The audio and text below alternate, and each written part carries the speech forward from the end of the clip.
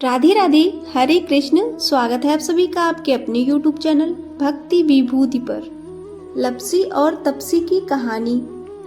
एक लप्सी था, एक तपसी था। तपसी हमेशा भगवान की तपस्या में लीन रहता था। लप्सी रोजाना 1.25 सेर की लापसी बनाकर भगवान को भोग लगाता और खा लेता था। एक दिन दोनों लड़ने लगे। तपसी बोला, मैं रोज भगवान की तपस्या करता हूँ, इसलिए मैं बड़ा हूँ। लप्सी बोला, मैं रोज भगवान को 1.25 सेर लापसी का भोग लगाता हूँ, इसलिए मैं बड़ा।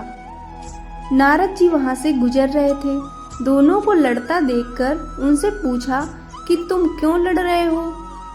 तपसी ने खुद को बड़ा होने का कारण बताया और लप्सी ने अपना कारण बताया।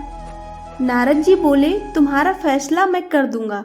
दूसरे दिन लप्सी और तपसी नहाकर अपनी रोज की भक्ति करने आए तो नारद जी ने छुपकर 1.25 करोड़ की एक अंगूठी उन दोनों के आगे रख दी।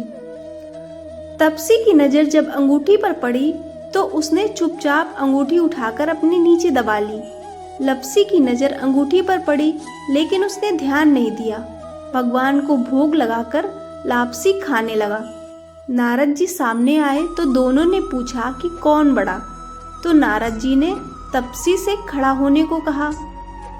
वो खड़ा हुआ तो उसके नीचे दबी अंगूठी दिखाई पड़ी। नारद जी ने तपसी से कहा, तपस्या करने के बाद भी तुम्हारी चोरी करने की आदत नहीं गई, इसलिए लप्सी बड़ा है और तुम्हें तुम्हारी तपस्या का कोई फल नहीं मिलेगा।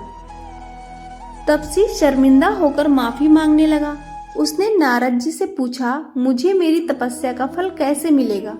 नारद जी ने कहा, यदि कोई गाय और कुत्ते की रोटी नहीं बनाएगा तो फल तुझे मिलेगा। यदि कोई ब्राह्मण को भोजन करवा कर दक्षिणा नहीं देगा तो फल तुझे मिलेगा।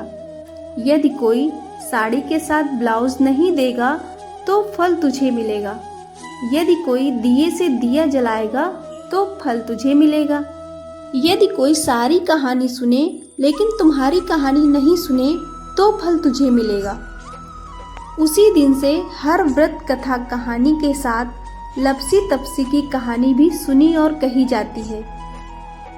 आपको यह कहानी कैसी लगी कृपया कमेंट करके अवश्य बताएं। कहानी पसंद आई हो तो वीडियो को लाइक और शेयर करें। ऐसी और भी जानकारी और कहानियों के लिए चैनल को सब्सक्राइब करना ना भूलें। धन्यवाद।